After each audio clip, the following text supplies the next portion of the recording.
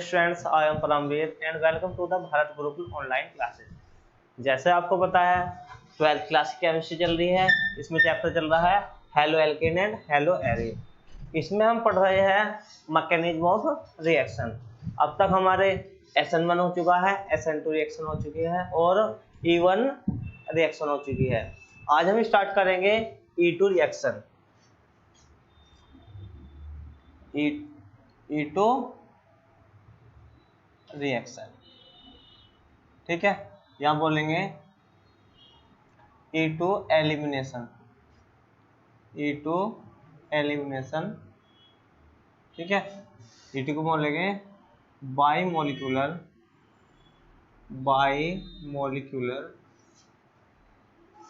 Reaction, ठीक है। By molecular reaction देखते हैं E2 रिएक्शन, E2 एलिमिनेशन होता क्या है। माना कोई रिएक्शन करके देखते हैं। देखो ये है हमारे पास RCHX CH3, ठीक है। ये हमारे पास RCH इसकी रिएक्शन कराएंगे हम स्ट्रॉन्ग बेस के साथ। किसके साथ कराएंगे? स्ट्रॉन्ग बेस के साथ। किस पे? हाई टेम्परेचर पे रिएक्शन कराते हैं। देखो हम इसको ऐसे लिख सकते हैं, RCH3 को लिख सकते हैं CH2H। क्लियर है? क्या लिखेंगे? CH3 को CH2H लिख सकते हैं। देखो सबसे पहले क्या देखेंगे, जो बेस होता है, बेस क्या होता है? एक न्यूक्लियोफाइल की तरह कार्य करता है। तो बेस क्या हुआ? बेस एक न्यूक्लियोफाइल की तरह कार्य करता है। तो ये न्यूक्लियोफाइल को लिख लेते हैं हम B नेगेटिव, ठीक है। अब देखो क्या बनता है इससे? X रिलीज हो जाएगा, X रिलीज मतलब हैलोजन रिलीज हो जाएगा और हाइड्रोजन रिलीज हो जाता है। तो क्या बनता है? RCH डबल बॉन्ड CH2, ठीक है। ये बनता है एल्किल हैलाइड से बनता है एल्केन। क्या बनेगा? एल्केन बनता है। ये क्या है? ये है alkyl halide, alkyl halide. Clear है? एल्काइल हैलाइड से स्ट्रॉन्ग बेस के प्रेजेंस में क्या बनता है? एल्कीन बनता है। और ये सिंगल स्टेप होता है, मतलब एक स्टेप में ही रिएक्शन कंप्लीट हो जाती है। जो कल हमने E1 एलिमिनेशन पढ़ा था उसमें क्या हो रहा था? 2 स्टेप में रिएक्शन कंप्लीट हो रही थी। और दूसरी बात उसमें क्या लिया जा रहा था? उसमें लिया जा रहा था वीक बेस। एक बार देख लेते हैं। देखो उसमें क्या कर रहे थे हम, उसमें ये कर रहे थे हम, जैसे रिएक्शन है RCHX CH3, इसको हम लिख लेंगे CH2CH। पहले स्टेप में क्या हो रहा था? पहले स्टेप में क्या हो रहा था? हैलोजन वीक बेस के प्रेजेंस में क्या कर रहे थे हम? वीक बेस में प्रेजेंस में इसको हीट कर रहे थे। ये हीट कर रहे थे तो क्या होगा? हैलोजन रिमूव हो रहा था, ठीक है। क्या हो रहा था? हैलोजन रिमूव हो रहा था, वो कार्बोकैटायन फॉर्म हो रहा था। क्या बनेगा यहाँ पर? RCH कार्बोकैटायन और CH2H। ये क्या बन गया था? कार्बोकैटायन, इसे बोलते हैं इंटरमीडिएट। यही बन रहा था RDS, ठीक है। यहाँ पे अब क्या कर रहे थे? जो ये है वीक बेस अब हम यहाँ पे ऐड करते हैं। इसमें कार्बोकैटायन में ऐड कर रहे थे वीक बेस, जैसे CH3OH मेथनॉल ले लिया, ठीक है। किसमें? एंडोथर्मिक रिएक्शन थी। तो क्या होगा? ये होगा लो टेम्परेचर पर हो रही थी, सॉरी हाई टेम्परेचर पर रिएक्शन हो रही थी। अब क्या होगा? हाइड्रोजन रिलीज हो जाता था। तो क्या बनता था? RCH double bond CH2। तो ये जो थी E1 रिएक्शन, ये थी E1 रिएक्शन में क्या हो रहा था? मतलब जो पहला स्टेप था इसमें हैलोजन रिलीज हो रहा था। फिर सेकंड स्टेप में क्या बन रहा था? कार्बोकैटायन बन रहा था। कार्बोकैटायन को जब वीक बेस के साथ रिएक्ट करा रहे थे तो क्या बन रहा था? एल्कीन बन रहा था। तो ये जो रिएक्शन थी ये 2 स्टेप में कंप्लीट हो रही थी, लेकिन जो E1 रिएक्शन है ये एक ही स्टेप में ही कंप्लीट होती है। चलो आगे बात करते हैं ये हुई कौन सी हमारी E2 एलिमिनेशन। इसका मैकेनिज्म देखते हैं कैसे होता है। क्या देखेंगे? मैकेनिज्म।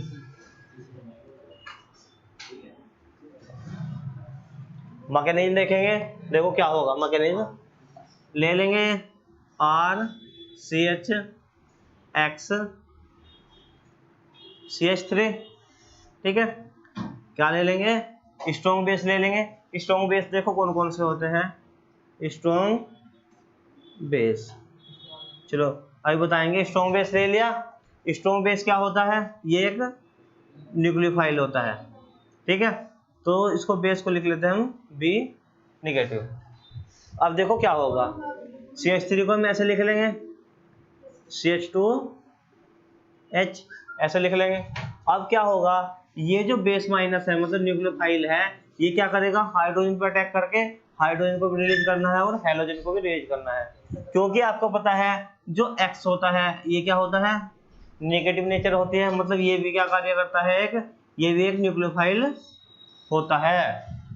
तो देखो अगर ये न्यूक्लियोफाइल या बेस इस हाइड्रोजन पर अटैक करेगा तो क्या होगा? यहाँ पर भी हेलोजन वो हो जाएगा न्यूक्लियोफाइल, यहाँ पे भी न्यूक्लियोफाइल हो जाएगा। तो क्या होगा, इनमें दोनों नेगेटिव नेगेटिव हो जाएंगे, तो ये आपस में रिपल्सन करेंगे। क्या करेंगे?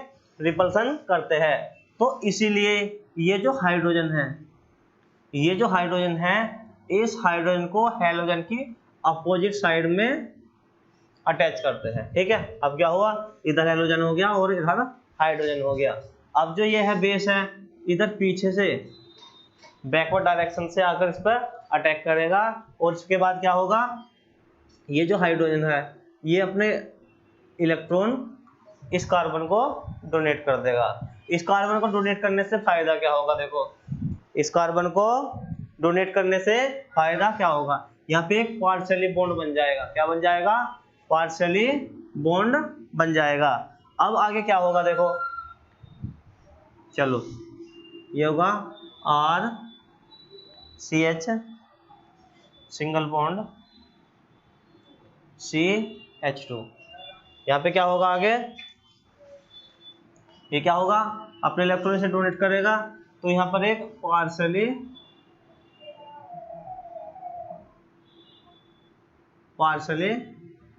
हाइड्रोजन पार्शियली बॉन्ड के द्वारा जुड़ा रहेगा। और जो ये X है फिर क्या होगा, ये जो X है ये X टूट जाएगा, X यहाँ से टूट जाएगा तो ये भी क्या होगा, ये भी एक पार्शियली बॉन्ड के द्वारा यहाँ पर अटैच हो जाएगा, ठीक है। अब क्या हुआ देखो, ये एक बन जाएगा इंटरमीडिएट। ये क्या बनेगा, एक इंटरमीडिएट फॉर्म कर लेगा, ठीक है। ये जो इंटरमीडिएट है यही क्या होता है, RDS होता है, रेट डिटरमाइन स्टेप होता है। आगे देखो क्या होगा, क्या हुआ था, ये जो हाइड्रोजन है इस पे बेस ने अटैक किया था तो ये हाइड्रोजन बेस के साथ होगा, ये होगा बेस के साथ अटैच हुआ, ये पार्शियली सिंगल बॉन्ड बना रहा है। अब आगे होता क्या है देखो, आगे क्या होगा, ये वाला एटम और ये वाला एटम यहाँ पे क्या बना लेंगे, पार्शियली डबल बॉन्ड बना लेंगे। क्या बना लेंगे, पार्शियली डबल बॉन्ड बना लेंगे।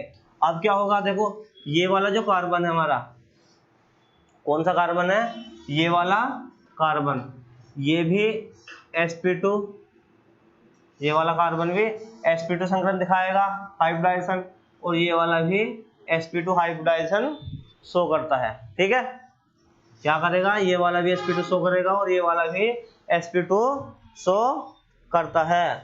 तो इससे क्या बनेगा, अब देखो आगे के स्टेप में होता क्या है, जो हाइड्रोजन है, हाइड्रोजन और बेस ये रिमूव हो जाते हैं। अब क्या बनेगा, RCH डबल बॉन्ड CH2, ये बनता है एल्कीन। क्लियर है, इतना ये केस होगा E2 एलिमिनेशन में। देखो क्या हुआ, RCH CH3 की रिएक्शन कराई स्ट्रॉन्ग बेस के साथ। जो बेस होता है एक न्यूक्लियोफाइल होता है, इससे बनता है RCH डबल बॉन्ड CH2, मतलब एल्कीन बनता है। इसका मैकेनिज्म देखते हैं किस प्रकार बनता है। ये है हमारे पास RCH CH3, CH2 को लिख लेंगे CH2H। ये जो हाइड्रोजन होता है इस हैलोजन की अपोजिट साइड में अटैच होता है। क्यों? क्योंकि जो ये न्यूक्लियोफाइल मतलब बेस होता है, ये भी न्यूक्लियोफाइल होगा, बेस भी न्यूक्लियोफाइल होता है, और जो हैलोजन होता है ये भी न्यूक्लियोफाइल होता है। अगर दोनों की डायरेक्शन एक साइड हो जाएगी, अगर ये वाला H यहाँ पर होता तो क्या होगा, ये बेस इस हाइड्रोजन पर अटैक करता, तो क्या होता, यहाँ भी न्यूक्लियोफाइल हो जाता, ये भी न्यूक्लियोफाइल हो जाता, दोनों क्या करते आपस में रिपल्सन करते। ठीक है, तो इसीलिए ये जो हाइड्रोजन है ये किस में होना चाहिए, अपोजिट डायरेक्शन में होना चाहिए, जिससे क्या होगा फिर ये आपस में अट्रैक्शन करते हैं। तो क्या हुआ, स्ट्रॉन्ग बेस की वर्जेंस में रिएक्शन कराई। अब क्या होगा, ये जो हाइड्रोजन है ये अपने इलेक्ट्रॉन इस कार्बन को दे देता है। तो ये पार्शियली बॉन्ड के द्वारा हाइड्रोजन और बेस होता है ये कार्बन एटम से जुड़े होते हैं। फिर इसके बाद क्या होता है, ये वाला हाइड्रोजन है ये भी डिसोसिएट हो जाता है और एक पार्शियली बॉन्ड बना लेता है। ये जो स्टेटस होता है ये बनता है इंटरमीडिएट, यही होता है RDS, रेट डिटरमाइन स्टेप होता है। ठीक है, फिर आगे क्या होगा, ये जो हाइड्रोजन और बेस होते हैं ये रिमूव हो जाते हैं, बनता क्या है, और ये हैलोजन भी यहाँ पर रिमूव हो जाएगा। क्या बचेगा, RCH डबल बॉन्ड CH2, ये बन गया RCH डबल बॉन्ड CH2 मतलब एल्केन। ये होता है हमारा E2 रिएक्शन। सबसे पहले ये है कि जो E2 रिएक्शन होगी एलिमिनेशन, E2 एलिमिनेशन होगा, उसमें स्ट्रॉन्ग बेस, जहां भी आपको स्ट्रॉन्ग बेस दिखे तो उसका मतलब है E2 एलिमिनेशन हो रही है, और अगर वीक बेस दिखे तो क्या होगा, E1 एलिमिनेशन होगा। अब इसके एक एक पॉइंट को डिस्कस करेंगे किस प्रकार ये रिएक्शन आगे आगे फॉरवर्ड होती है।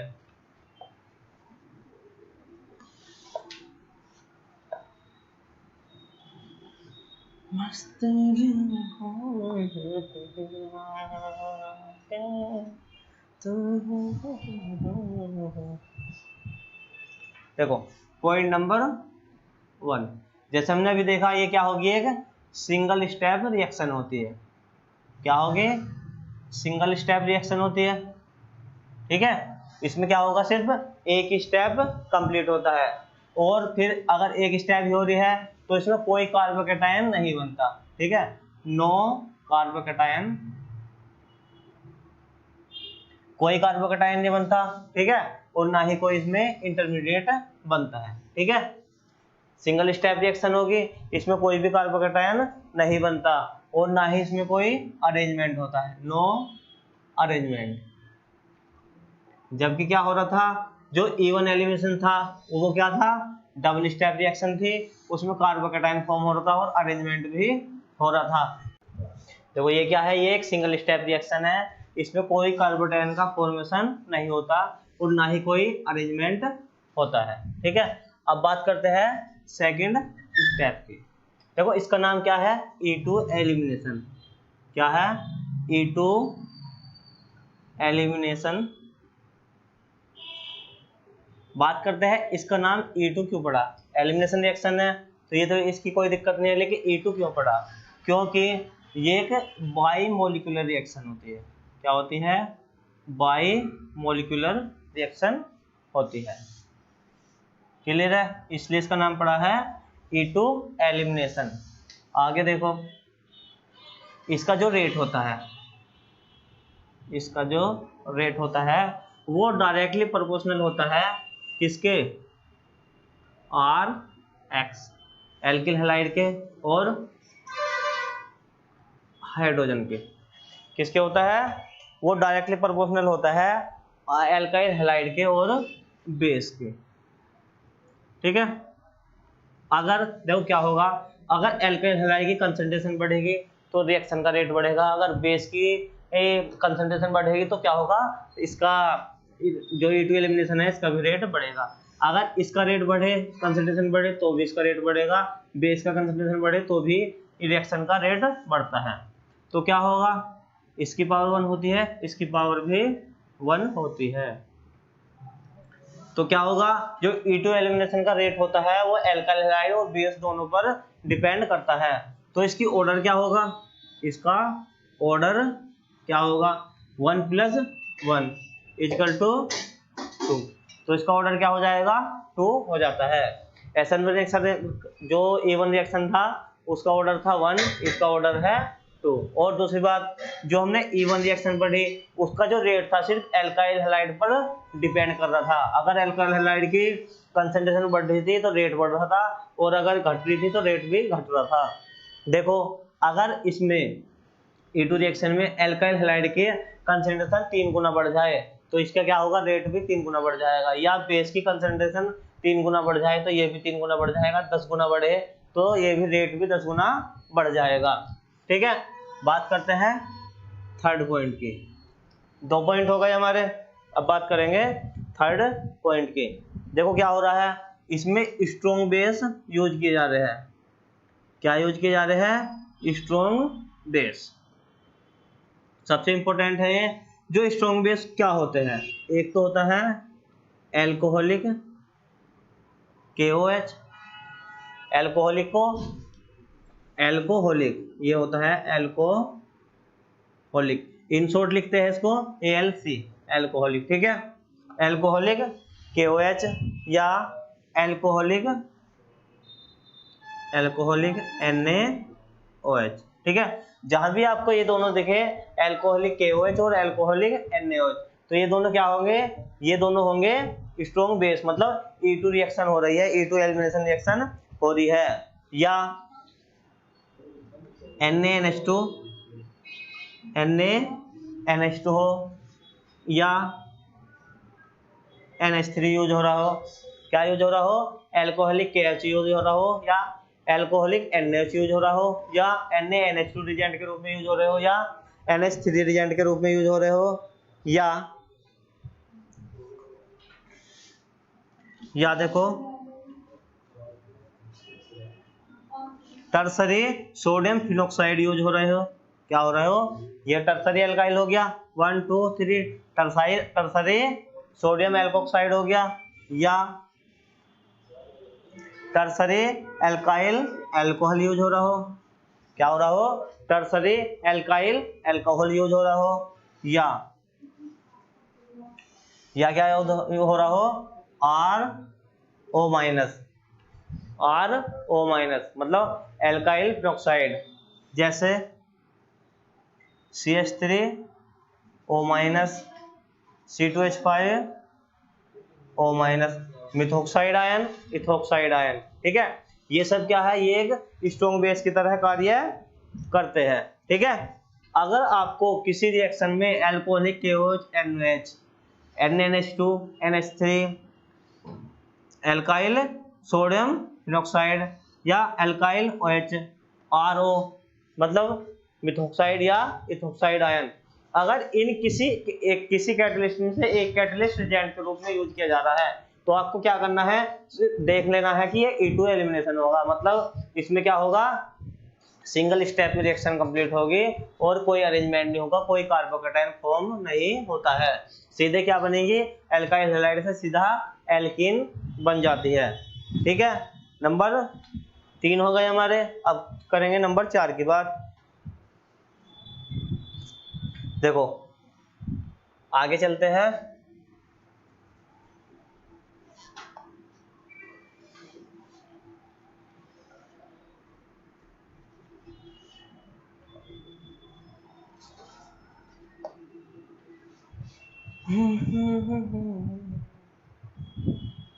बात करते हैं नंबर 4, ट्रांजिशन स्टेट की। ट्रांजिशन स्टेट,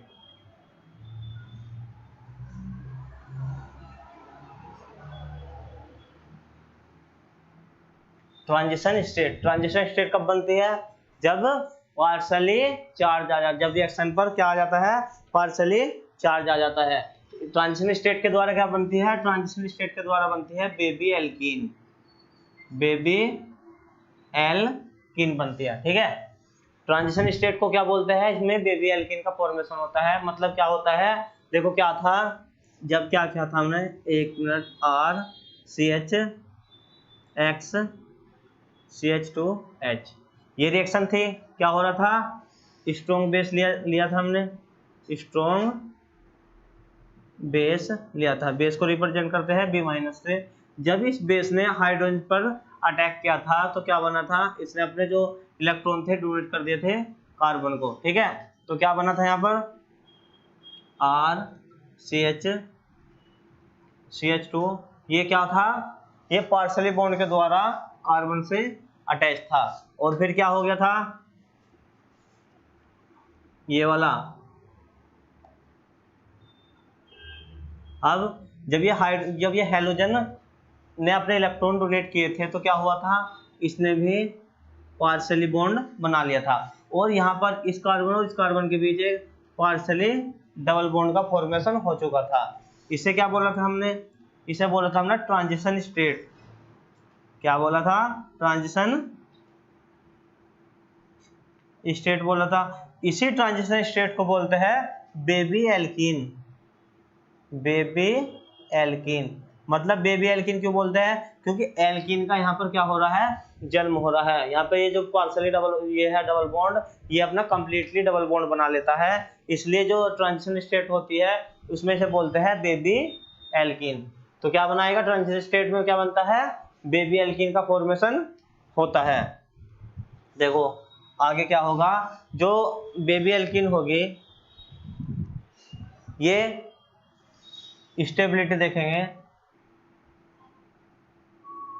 स्टेबिलिटी जितनी ज्यादा इसकी स्टेबिलिटी होगी किसकी, बेबी एल्कीन की, उतनी ही ज्यादा E2 एलिमिनेशन होगा। ठीक है, जितना ज्यादा स्टेबल ये होगा कौन, बेबी एल्कीन, उतना ही ज्यादा E2 एलिमिनेशन क्या होगा, उतना ही ज्यादा E2 एलिमिनेशन स्टेबल होगा। अब देखो E2 ये क्या बोलते हैं, स्टेबिलिटी का ऑर्डर देखता है E2 रिएक्शन में। हमने क्या पढ़ा था, हमने पढ़ी है इसमें होगा 3 डिग्री, 2 डिग्री और 1 डिग्री। सबसे ज्यादा स्टेबल होगा 3 डिग्री एल्किल हाइड्राइड, फिर 2 डिग्री, फिर 1 डिग्री। ये किस में है, E2 एलिमिनेशन में। जो E2 एलिमिनेशन होगा SN1 रिएक्शन होगी और E1 रिएक्शन है। इन तीनों में जो स्टेबिलिटी का ऑर्डर है यही होता है। ठीक है, क्या होगा, E2 एलिमिनेशन में, E1 एलिमिनेशन में और SN1 रिएक्शन में, तीनों में जो स्टेबिलिटी का ऑर्डर होता है वो 3 degree greater than 2 degree greater than 1 degree होता है। जो बस ओनली जो ये होती है SN2 रिएक्शन, उसमें इनका जस्ट अपोजिट होता है। 1 डिग्री सबसे ज्यादा स्टेबल होता है, फिर 2 डिग्री, फिर 3 degree. 1 degree greater than 2 degree greater than 3 degree. ये ध्यान रखना, सिर्फ SN2 रिएक्शन में स्टेबिलिटी का ऑर्डर 1 डिग्री, 2 डिग्री, 3 डिग्री होता है, मतलब 1 2 3 होता है। और जो E1 रिएक्शन होती है, SN1 रिएक्शन होती है और E2 रिएक्शन होती है, इसमें क्या होता है, स्टेबिलिटी का ऑर्डर 3 to 1। ठीक है, क्या होगा 3 to 1 E2 E1 और SN1 में, और SN2 में हो गया 1 to 3।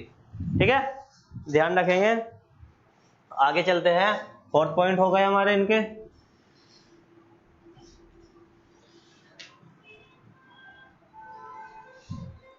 अब करते हैं नंबर 5th पॉइंट।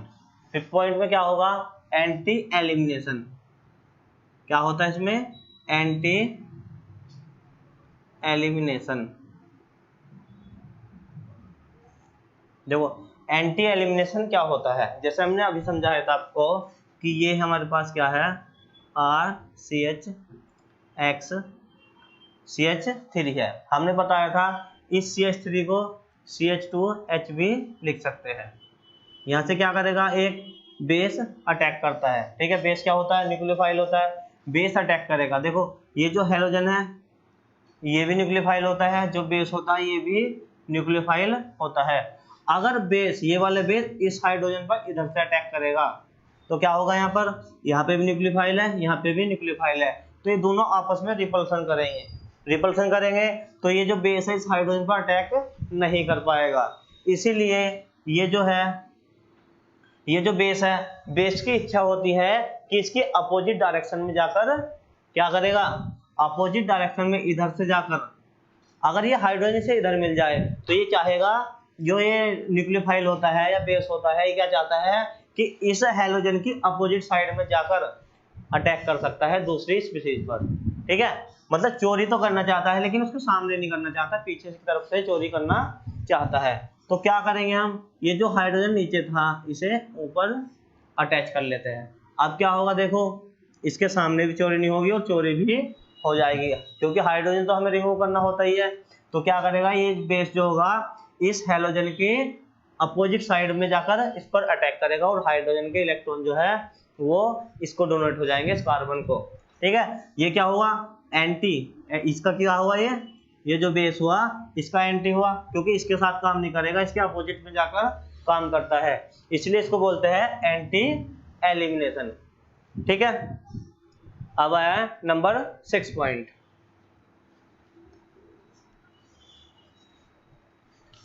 6 पॉइंट की बात करते हैं। नंबर 6 पॉइंट बात करेंगे सोलवेंट की, कैसा सोलवेंट में ये रिएक्शन देते हैं। देखो जो E1 रिएक्शन थी वो दे रही थी पोलर प्रोटिक सोलवेंट में रिएक्शन, क्या दे रही थी, पोलर प्रोटिक सोलवेंट में। पोलर प्रोटिक सोलवेंट वो होते हैं जो अपना H आयन रिमूव कर देते हैं, जैसे CH3OH और ये मिथाइल अल्कोहल, ये सब क्या थे, और H2O, ये सब क्या थे, अपना हाइड्रोजन रिमूव कर रहे थे, H आयन को रिमूव कर रहे थे। लेकिन इसमें जो सोलवेंट होता है वो चाहिए पोलर एप्रोटिक, PA मतलब पोलर एप्रोटिक। ठीक है, पोलर का मतलब क्या होता है, पोलर का मतलब इसके पास दो पोल होने चाहिए, मतलब निगेटिव और पॉजिटिव दोनों होने चाहिए। जैसे ये है R, X है, X के पास क्या होता है, निगेटिव चार्ज, R के पास क्या होता है, पॉजिटिव चार्ज। तो पॉजिटिव निगेटिव हो गया तो पोलर हो गया। और एप्रोटिक वो होता है, वो सॉल्यूशन होता है जो अपना हाइड्रोजन आयन रिलीज ना करे, रिमूव ना करे, वो होता है पोलर एप्रोटिक सॉल्वेंट। तो ये जो सॉल्वेंट होगा क्या करेगा, पोलर एप्रोटिक सॉल्वेंट में रिएक्शन देगा E2 एलिमिनेशन।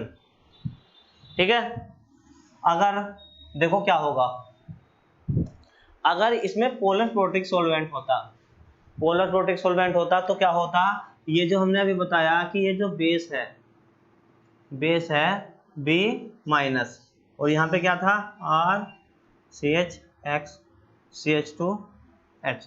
अगर ये यहाँ पर बेस होता, पोलर प्रोटिक होता, मतलब अपने H आयन दे देता, तो क्या करता, ये वाले बेस यहीं से अटैक कर देता। तो अटैक करने पे क्या बनता, यहाँ पर इंटरमीडिएट बन जाता, जो कि क्या है, एक E1 रिएक्शन का कैरेक्टर होता है। लेकिन ये हो रहा है पोलर एप्रोटिक सॉल्वेंट में, इसलिए इसकी अपोजिट साइड में जाकर अटैक करता है। क्लियर है, चलो आगे चलते हैं, बात करते हैं लिविंग ग्रुप की। Leaving group, best leaving group कौन सा होगा, हम अब तक पढ़ चुके हैं, SN1 रिएक्शन में पढ़ चुके हैं, SN2 में और E1 रिएक्शन में भी लिविंग ग्रुप को पढ़ चुके हैं। जो बेस्ट लिविंग ग्रुप होता है वो क्या होता है, जैसे जैसे लिविंग ग्रुप की एबिलिटी बढ़ती है क्या होता है, रेट ऑफ रिएक्शन भी बढ़ती है।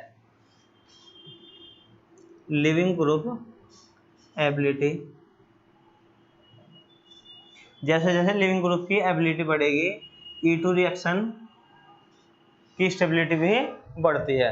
क्या होती है, E2 रिएक्शन का रेट भी बढ़ेगा, क्या होगा, E2 रिएक्शन का रेट भी बढ़ता है। ठीक है, ये हमारा SN1 SN2 E1 और E2 चारों में सेम होता है। ठीक है, क्या होगा, SN1 reaction, SN2 reaction, E1 reaction और E2 एलिमिनेशन, इन चारों में जैसे जैसे लिविंग ग्रुप की एबिलिटी बढ़ती है रेट ऑफ रिएक्शन बढ़ता जाता है। ठीक है, क्लियर है, जैसे लिविंग ग्रुप एबिलिटी बढ़ेगी ऐसे ही SN1 SN2 E1 एलिमिनेशन और E2 एलिमिनेशन, इनकी सबकी स्टेबिलिटी बढ़ती जाती है। ठीक है, चलो अब ये 7 के 7 पॉइंट खत्म हुए, अब कोई एग्जांपल करते हैं। अब क्या करते हैं, E2 एलिमिनेशन के एग्जांपल स्टार्ट करते हैं। जिसने 7 के 7 पॉइंट सही से समझ लिए हैं वो इनको E2 एलिमिनेशन को आसानी से कर लेगा। और E2 जो एलिमिनेशन रिएक्शन है ये E1 इलेक्शन जो E1 रिएक्शन है उनके कंपेयर में बहुत ही सिंपल है। ठीक है, देखो क्या होगा, नंबर 1 रिएक्शन, यहाँ पर क्या है, ब्रोमीन है, क्या ऐड कर दिया हमने यहाँ पर, एल्कोहलिक KOH। ये एल्कोहलिक KOH क्या है, एक स्ट्रॉन्ग बेस होता है। क्या होगा, ये क्या हुआ हमारा, ब्रोमीन जुड़ा हुआ है, जिस कार्बन से ब्रोमीन जुड़ा हुआ होता है उसे क्या बोलते हैं, अल्फा कार्बन। ये क्या हुआ हमारा अल्फा कार्बन, और ये हुआ बीटा कार्बन। यहाँ से ब्रोमीन रिलीज हो जाएगा और यहाँ से क्या होगा, हाइड्रोजन रिलीज होता है।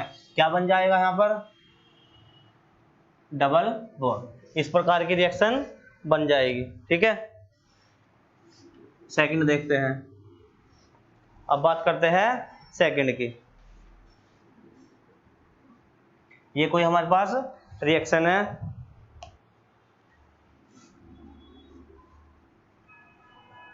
यहां पर जुड़ा हुआ है Br। ठीक है, यहां पर क्या जुड़ा हुआ है, Br। ये अल्फा कार्बन हो गया, ये बीटा कार्बन हो गया, और ये बीटा कार्बन हो गया। यहां से तो पता है सबसे पहले एक ही स्टेप में क्या होता है, हैलोजन रिलीज होता है, फिर बीटा कार्बन से हाइड्रोजन रिलीज होता है। अब देखो इधर भी बीटा कार्बन है, इधर भी बीटा कार्बन है। अब देखेंगे ये रिएक्शन कैसे कैसे फॉर्म होगी। क्या ले लिया हमने, एल्कोहलिक, इस बार NaOH ले लेंगे, एल्कोहलिक NaOH और हाई टेम्परेचर, क्योंकि एंडोथर्मिक रिएक्शन है। क्या होगा, देखो अगर इस वाले बीटा कार्बन से हाइड्रोजन रिलीज होगा तो क्या बन जाएगा, यहाँ पर डबल बॉन्ड यहाँ पर बन जाएगा। यहाँ से रिलीज कर दिया पहली बार हमने, ये बन गया डबल बॉन्ड इस कार्बन पे प्लस, और इस बार इस बीटा कार्बन से कर लेंगे तो क्या हो जाएगा, यहाँ पर डबल बॉन्ड बन जाएगा। अब हम देखेंगे कि इनमें से मोर स्टेबल कौन सी है। ठीक है, देखो यहाँ पर डबल बॉन्ड है, तो इस वाला कार्बन और ये वाला कार्बन ये क्या हो जाएंगे, अल्फा हाइड्रोजन हो जाएंगे। यहाँ क्या होंगे, 3 अल्फा हाइड्रोजन यहाँ होंगे, 3 अल्फा हाइड्रोजन यहाँ पर होंगे, तो इसमें कितने हो जाएंगे, 6 अल्फा हाइड्रोजन हो जाएंगे। अब इसमें देखेंगे कितना अल्फा हाइड्रोजन होंगे। देखो यहाँ पे तो कुछ नहीं, इस कार्बन से जो अटैच होगा ये वाला होगा, यहाँ पे कितने होंगे, 2 अल्फा हाइड्रोजन होंगे, तो इसमें होगा 2 अल्फा हाइड्रोजन, जो हमने कल बताया था सेट-जेप रूल। ठीक है, सेट-जेप रूल के अकॉर्डिंग जिसके पास ज्यादा अल्फा हाइड्रोजन होते हैं वो मोर स्टेबल होता है और वो ही मेजर प्रोडक्ट होता है। क्या बताया था, देखो हमने कल हमने क्या था, सेट-जेप रूल। क्या किया था कल किया था हमने, सेट-जेप रूल।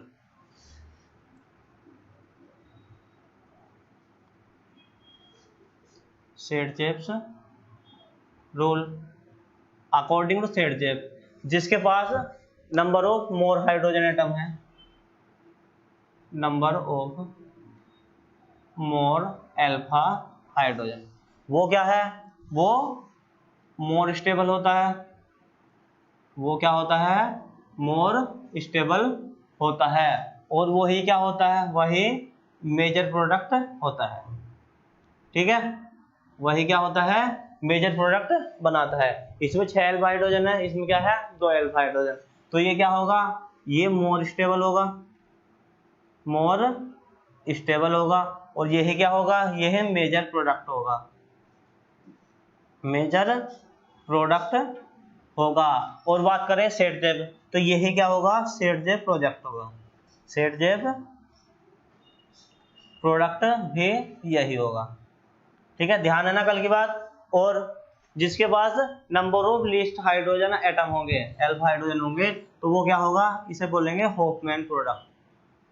क्या बोलेंगे इसको, होफमैन प्रोडक्ट। ठीक है, क्यों, क्योंकि ये लेस स्टेबल होगा, लेस स्टेबल होता है, और क्या होगा, ये माइनर प्रोडक्ट भी होगा। क्या होगा, माइनर प्रोडक्ट भी होगा। देखो एक बात ध्यान रखो, जिसके पास more number of alpha hydrogen है वो क्या होगा, मोर स्टेबल होगा, वही मेजर प्रोडक्ट बनाएगा। और ये रूल होता है सेट-जेप रूल, तो ये कहलाता है सेट-जेप प्रोडक्ट। जिसके पास least number of alpha hydrogen होते हैं वो क्या होता है, होफमैन प्रोडक्ट कहलाता है, क्योंकि ये जिसके पास least number of alpha hydrogen है उसे बोलते हैं होफमैन प्रोडक्ट, और उसी को बोलते हैं माइनर प्रोडक्ट, और इसी को बोलते हैं लेस्ट स्टेबल। ठीक है, तो आज की जो हमारी वीडियो है ये हमने आज की कितने किए, 2 एग्जाम्पल किए हैं। आगे के जो एग्जाम्पल है वो हम कल की वीडियो में करेंगे। कल की जो वीडियो होगी हम यहीं से स्टार्ट करेंगे। आज की वीडियो को यहीं पर ओवर करते हैं। जय हिंद, जय